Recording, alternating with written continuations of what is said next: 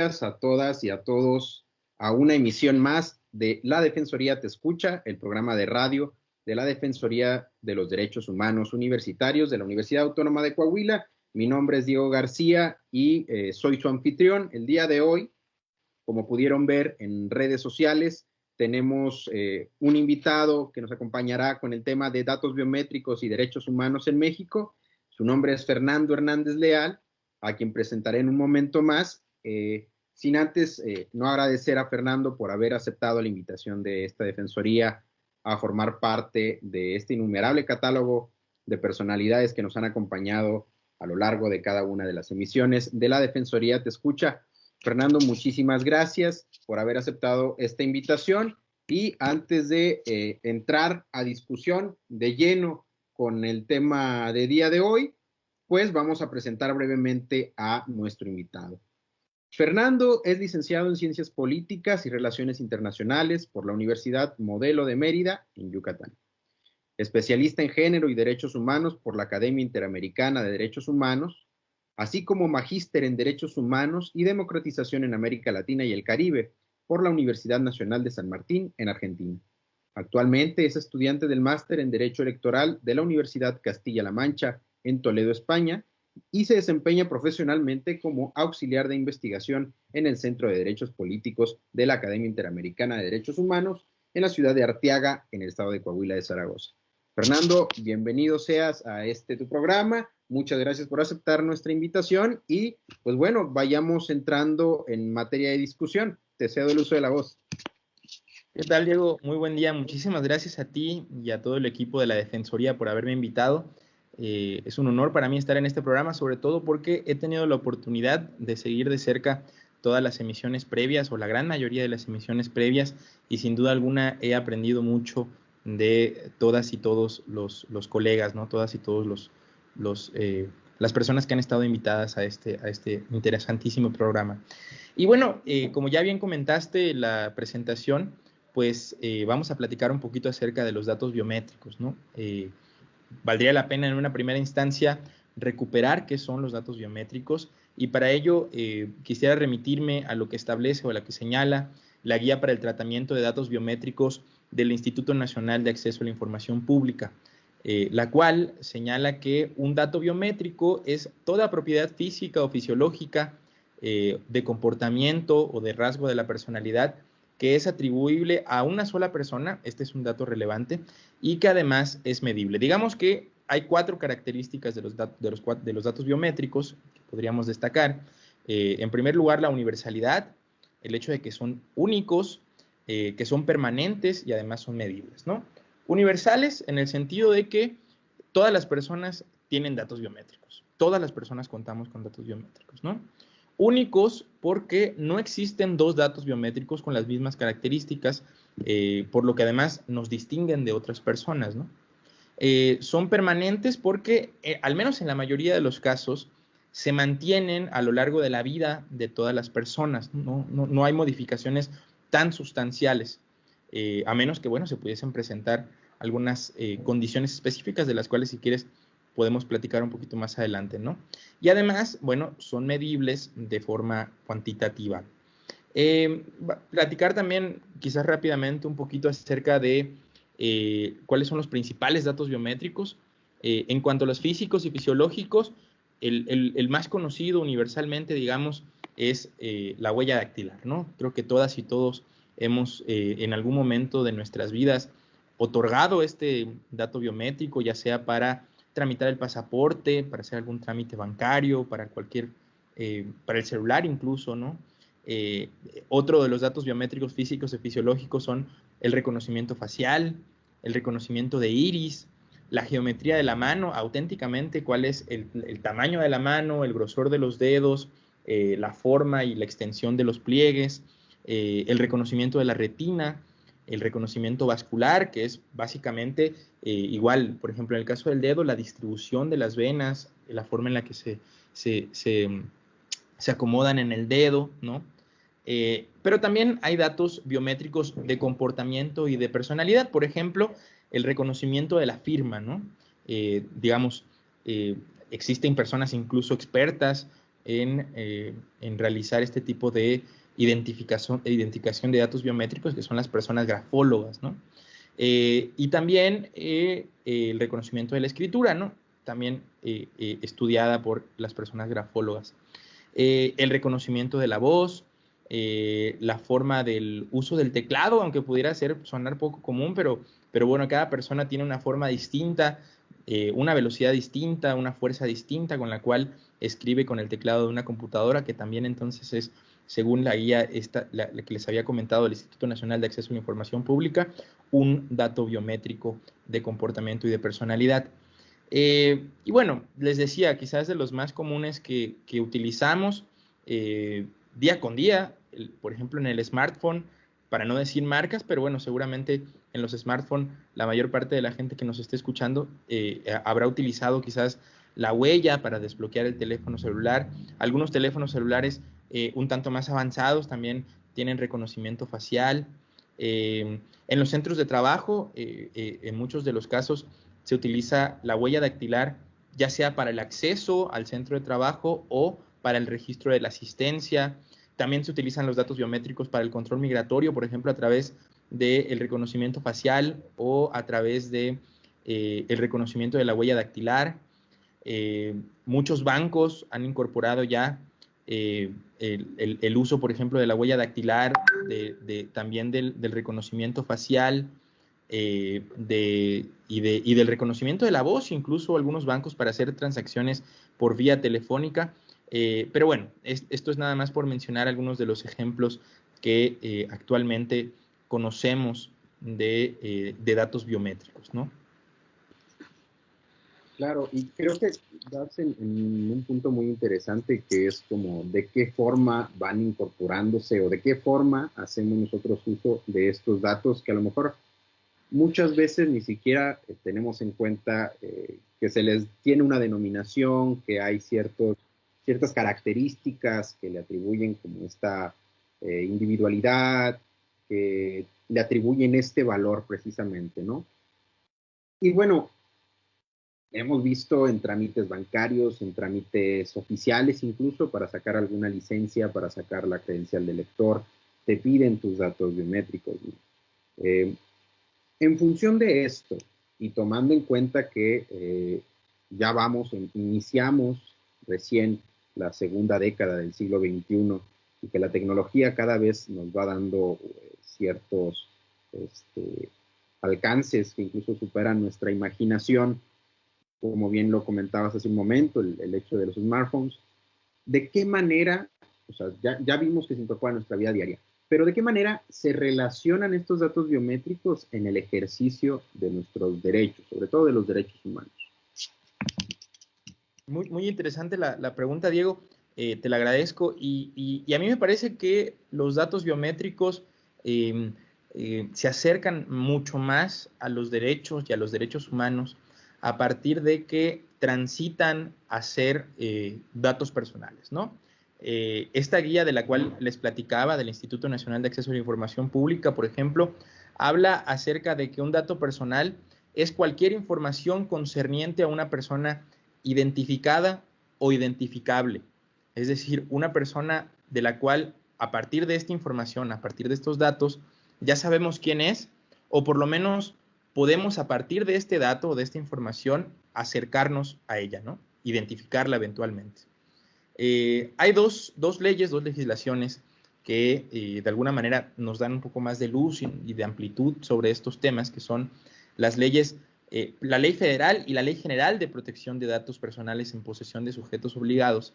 Y nos dicen ambas legislaciones que los datos personales son cualquier tipo de información, ya decía, concerniente a una persona física identificada o identificable, independientemente de la forma en que dicha información se encuentra expresada, ¿no? Puede ser de forma numérica, de forma alfabética, de forma gráfica, de forma fotográfica, de forma acústica, incluso ya decíamos el tema de la voz, ¿no? Lo cierto es también que un dato biométrico aislado pues no llega a ser un dato personal, es decir, para que hablemos de que los datos biométricos están transitando a ser datos personales, tendríamos que hablar justo de los dos elementos que mencioné al principio, ¿no? Que están generando que una persona física sea identificada o identificable. Un dato biométrico aislado que no pueda ser registrado en un sistema biométrico, por ejemplo, ni se pueda vincular con un sujeto en lo particular o comparar con muestras, no podría definitivamente considerarse como un dato personal porque, pues de nuevo, insisto, por sí mismo no estaría identificando a su titular, ¿no? Para que un dato biométrico sea personal, entonces, tendría que referir a una persona física, identificar o hacer identificable a su titular. La protección de datos personales en sí, ya hablando un poquito más acerca de los derechos, la protección de datos personales en sí es un derecho y es reconocido por la Ley General de Protección de Datos Personales en posesión de sujetos obligados y también por la Constitución Política de los Estados Unidos Mexicanos. Esto lo podemos verificar, lo podemos revisar en el artículo 16, párrafo 2 de la Constitución Política, ¿no? Que establece, me permito hacer una cita textual, toda persona tiene derecho a la protección de sus datos personales, el acceso, rectificación y cancelación de los mismos, así como manifestar su oposición en los términos que fije la ley, la cual establecerá los supuestos de excepción a los principios que rijan el tratamiento de datos por razones de seguridad nacional, disposiciones de orden público, seguridad y salud públicas o para proteger los derechos de terceros, ¿no? Digamos entonces que sí hay supuestos de excepción a los principios que rijan el tratamiento de datos, pero siempre y cuando sean proporcionales, ¿no? Sean idóneos, sean necesarios y que además sean legítimos, es decir, que haya una concordancia con lo que establece la legislación nacional y por supuesto por lo que establece las convenciones, ¿no? Ya si nos vamos a términos de protección en el sistema interamericano de derechos humanos, en el sistema universal de protección de derechos humanos, ¿no? Me gustaría también platicar un poquito acerca, si te parece, acerca de estos derechos ARCO, porque se estipulan en la Constitución, en este artículo 16, párrafo 2, y porque forman parte importante de la comprensión del derecho de protección de datos personales en el sentido amplio, ¿no? Se cuenta con estos 4 derechos que son acceso, ratificación, cancelación y oposición. El derecho de acceso consiste básicamente en que el titular o la persona titular de los datos, en este caso, vamos a referirnos ya en un mismo sentido, todas y todos, hablando de datos biométricos, ¿no? Podrá acceder entonces a los datos biométricos ya convertidos en datos personales que obren en poder del sujeto obligado, de la persona responsable, y también conocer el aviso de privacidad al que está sujeto el tratamiento y la información relativa a las condiciones y generalidades del tratamiento, ¿no? Es decir, el derecho de acceso consiste en que la persona que es titular de estos datos personales puede consultar esta información, ¿no? ¿Y para qué quiere consultar esta información? Pues básicamente para eventualmente, por ejemplo, hacer una rectificación, que es el segundo derecho, es la R de ARCO, y que consiste en poder modificar en cualquier momento los datos personales, los datos biométricos en este caso, cuando sean inexactos, desactualizados o incompletos, ¿no? En otras palabras, digamos que puede solicitar a quien esté utilizando los datos personales que haga modificaciones, que corrija cuando los mismos puedan estar, desactualizados o sean incorrectos, ¿no? Inexactos. El derecho de cancelación hace referencia a que la persona titular puede en todo momento, pues como lo dice el nombre del derecho, cancelar los datos personales, ¿no? Es decir, pedir, solicitar al sujeto obligado que elimine de todas las bases de datos, todos los archivos, todos sus registros, todos sus expedientes, los datos personales de la persona, perdón por la redundancia, ¿verdad? Pero los datos personales, a fin de que pues ya no sean tratados por él mismo o cuando se considere que ya no están siendo tratados o utilizados conforme a las obligaciones y deberes que establece la legislación correspondiente, ¿no? Y por último, el derecho de oposición, que bueno, es, digamos, como una queja, una presentación de una inconformidad por la forma en la cual se están manejando los datos personales, ¿no? La persona titular obviamente tiene también derecho en todo momento a oponerse al tratamiento de sus datos personales y en su caso incluso exigir el cese del mismo, ¿no? El cese del uso de estos datos personales. Esto cuando exista evidentemente una causa legítima y una situación específica que argumente la persona titular y que tenga el objetivo de evitar un daño o un perjuicio, aún siendo lícito el tratamiento, ¿no? Es decir, aún cuando nos encontremos de acuerdo con la ley, si puede haber un daño, si puede haber un perjuicio en contra de la persona, pues se pueden eventualmente oponer las personas al tratamiento de sus datos personales. Pues, y también los derechos de protección de datos personales tienen una íntima relación con otros derechos y derechos humanos también, como por ejemplo el derecho a la intimidad, el derecho a la vida privada y según su uso adecuado o inadecuado también pueden atentar incluso, bueno, en caso del uso inadecuado, en contra de la seguridad personal, la privacidad, el patrimonio incluso, y por eso es que hay lineamientos específicos o tiene que haber lineamientos específicos para evitar que en el uso de los datos personales se terminen transgrediendo derechos humanos, ¿no? Y pues bueno, esto está bien establecido en la legislación mexicana, incluso en el sistema interamericano de derechos humanos. Creo que es una precisión muy general y muy nutritiva en cuestión de derechos ARCO. Sobre todo estas categorías, o bueno, estas generalidades en cuanto a acceso, la ratificación, la cancelación y la oposición, ¿no? Muchas veces para las personas pasa desapercibido no solamente el mundo jurídico, ¿no? Sino también estos temas en cuanto al manejo de datos, al manejo de información. Bien sabemos que sobre todo en el manejo de datos personales, creo que lo principal, ¿no? El tema de nombre completo, la dirección, teléfono, esos son elementos de cajón que muchas veces las personas logran identificar. Pero precisamente por lo que veíamos en un principio, esta revolución tecnológica ha permitido también que, de cierta manera, indiscriminada, por así decirlo, el uso de nuestros datos biométricos muchas veces no lo tenemos en cuenta, ¿no? Aparece tal vez, por ejemplo, cuando das de alta tu usuario en un celular nuevo, que tienes que dar de alta tu huella, ¿no? Y tú aceptas las letras chiquitas, que son esos términos y condiciones que muchas veces las personas no leen, pero que son muy importantes. Precisamente este tipo de políticas, de términos y condiciones, y sobre todo las leyes y el marco normativo que hace un momento nos comentabas, pues estipulan los parámetros, ¿no? Para la protección y el manejo de datos personales, sobre todo en el tema de datos biométricos como es el que hoy nos compete. Pero recientemente, y esto lo podemos tomar incluso como algún tipo de punto central en la discusión, si lo quieres ver así, para ir también ahí dándole forma a este programa.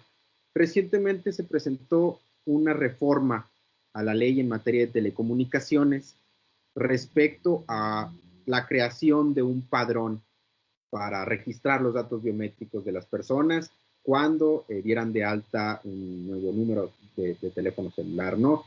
Generó un revuelo espectacular, fue noticia en los periódicos, en los titulares de las noticias, pero muchas veces no tenemos en cuenta como cuáles son los efectos, cuáles son las justificaciones de este tipo de reforma, ¿no? ¿Qué nos puedes comentar acerca de ello? Sí, definitivamente. Fue una reforma a la Ley Federal de Telecomunicaciones y Radiodifusión. Se presentó apenas hace un poquito más de un mes, el 16 de abril, y entró en vigor el 17 de abril de este mismo año. Y pues bueno, el objetivo, a partir de esta reforma, el objetivo es que pues todas y cada una de las 124 millones de líneas telefónicas que hay en el país en la actualidad y que además está en constante crecimiento, tengan que registrar sus datos para no recibir sanciones que podrían derivar incluso en la cancelación de la línea, ¿no? Se hace con el pretexto, se diseña, se presenta y se aprueba, por último en el Senado de la República, con el pretexto de colaborar con las autoridades competentes en materia de seguridad y justicia en asuntos relacionados con la comisión de delitos en términos de las disposiciones jurídicas aplicables. Recordemos que la propia Constitución establece, lo mencionábamos hace unos minutos, la propia Constitución establece que hay ciertas excepciones en el manejo de los datos personales en cuestiones justo en materia de seguridad nacional, ¿no? Se utiliza este argumento entonces para promover el ingreso del denominado PANAUT, este Padrón Nacional de Usuarios de Telefonía, con este objetivo, ¿no? De, digamos, de alguna manera promover que haya una colaboración ahí para facilitar la identificación de personas que cometen delitos, ¿no? Entre los datos, por decir algunos, que se solicitan o que se exigen, más que se solicitan, se exigen en este nuevo padrón, son, por ejemplo, el número de la línea telefónica, la fecha y hora de la activación de la línea telefónica, el nombre completo, o en su caso, denominación o razón social del usuario o usuaria, la CURP, esta clave única del registro poblacional, nacionalidad, y por supuesto, los datos biométricos, ¿no? Que fueron justo los que causaron el mayor revuelo. ¿Por qué? Porque, bueno, había una gran cantidad de personas, sobre todo personas y agrupaciones defensoras de derechos digitales, como por ejemplo la Red en Defensa de los Derechos Digitales, la Red MX, que señalaba, entre otras cosas, que nos generaba riesgos, por ejemplo, a la intimidad, a la privacidad, y que además no hay ningún tipo de evidencia de que el registro de las tarjetas SIM realmente prevenga el crimen, ¿no? Dado que la delincuencia puede encontrar múltiples formas de evadir este padrón con mucha facilidad. Una de ellas, inclusive, podría ser, decían algunos medios de comunicación y agrupaciones, que esta ley incluso fomente el robo de teléfonos celulares o fomente el robo o la clonación de tarjetas SIM con el objetivo de que pues, las personas puedan acceder a las líneas telefónicas registradas por otras personas y a partir de ellas cometer actos ilícitos, ¿no?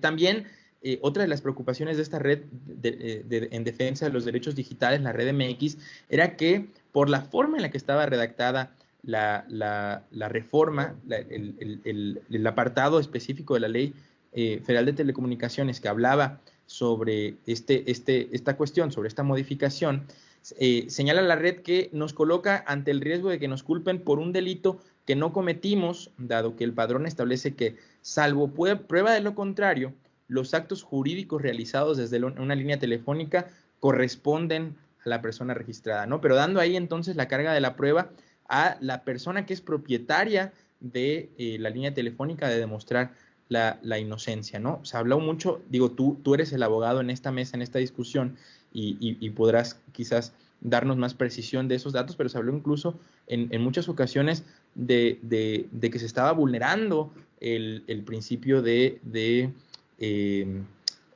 presunción de inocencia, ¿no? ¿Por qué? Porque, bueno, ya desde un arranque la carga de la prueba se le está dando al propietario o a la propietaria o al usuario o a la usuaria de la línea telefónica, ¿no? Esto también en instituciones causó mucho revuelo. Por ejemplo, el propio Instituto Nacional de Acceso a la Información Pública promovió una acción de inconstitucionalidad en contra de las reformas con argumentos que además son muy interesantes. El primero relacionado con una violación a los principios de proporcionalidad, ¿no? ¿Por qué? Proporcionalidad en el sentido de que para el fin que se pretendía, la decisión o la reforma era muy poco proporcional, ¿no? Era mucho más amplia que el objetivo en sí. No era la justa medida, digamos, que es como el principio básico de la proporcionalidad, ¿no? Que sea la restricción o la acción sea la justa medida para lograr el fin que se pretende, ¿no? Y en este caso, la medida es mucho más amplia, mucho más, pone mucho más en riesgo los derechos humanos y genera más restricciones, como por ejemplo la eliminación de una línea telefónica, mayor cantidad de restricciones y de posibles vulneraciones incluso a derechos humanos que sobrepasan la necesidad, ¿no? Esto es lo que argumenta el Instituto Nacional. También señala que existe una violación al derecho de protección de datos personales por no considerar una orden judicial para el acceso a dichos datos, ¿no? Además de que dota al Instituto Federal de Telecomunicaciones del manejo de datos personales, de datos biométricos, cuando pues antes no se tenía esta determinación, ¿no? Viola para el Instituto Nacional los principios de seguridad, certeza jurídica, la restricción a la libertad incluso de acceder a información por la obligación de los usuarios de entregar datos personales y datos biométricos para tener el derecho al uso de una telefonía móvil, y además la violación al principio de no retroactividad, ¿no? También se fue a los órganos jurisdiccionales a través de los recursos de amparo, ¿no?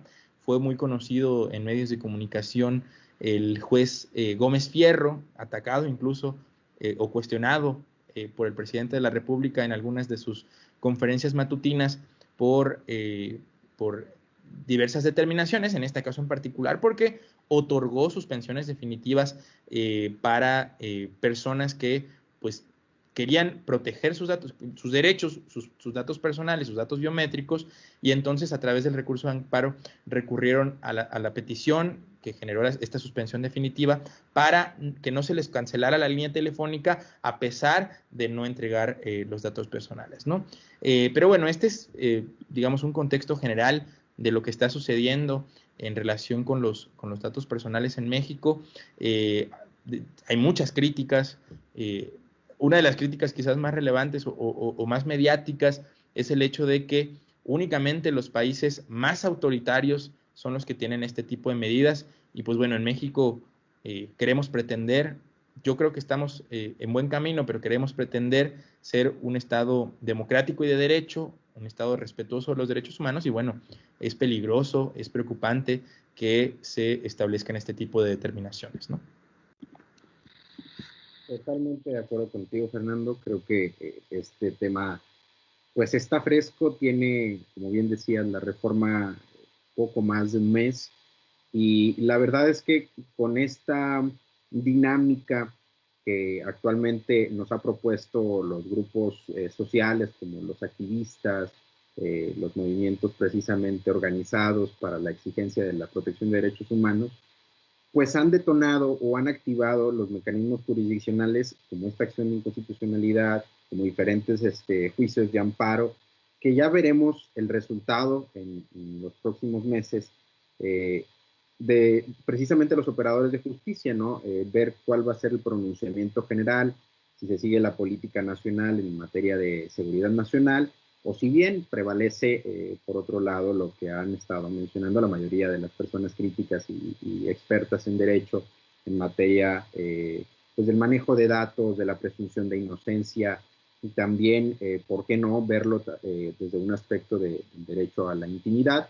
En algún caso europeo se ha también desarrollado el tema del derecho a la intimidad y la vida familiar, que es el artículo 8, si no me equivoco, el Tratado de Europa de Derechos Humanos, y que creo que México también ha ido incorporando parte de la jurisprudencia tanto europea como interamericana en materia de derechos humanos, y que bueno, nos va a dar para mucho más de qué hablar en los próximos meses.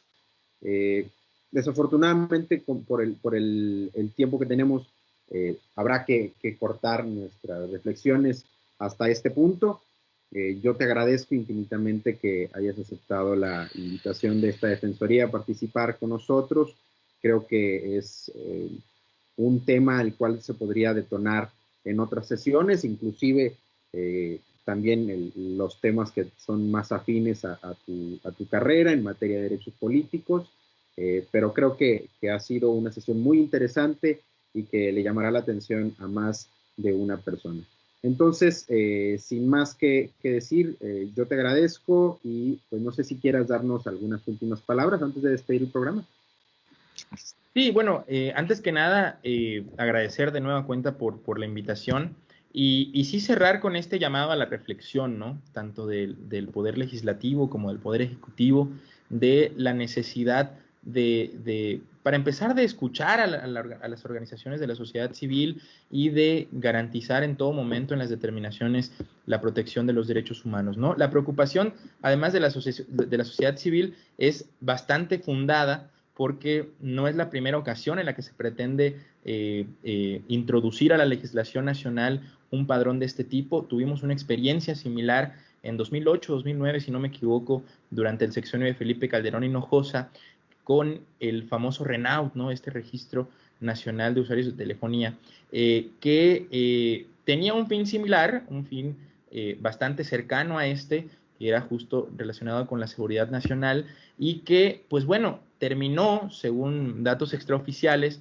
comercializándose por 500 pesos el padrón completo en el mercado negro, ¿no? Entonces, este es el riesgo al que nos estamos enfrentando, es el temor que tienen las organizaciones de la sociedad civil y particularmente las redes, las organizaciones defensoras de derechos digitales, y me parece, insisto, que es bastante fundado, ¿no? Entonces, proponer de nuevo la reflexión, el llamado a las autoridades legislativas, ejecutivas, para que se actúe conforme a los derechos humanos, a lo que establecen las convenciones y la propia legislación nacional que protege los datos biométricos, los datos personales y los derechos humanos, ¿no?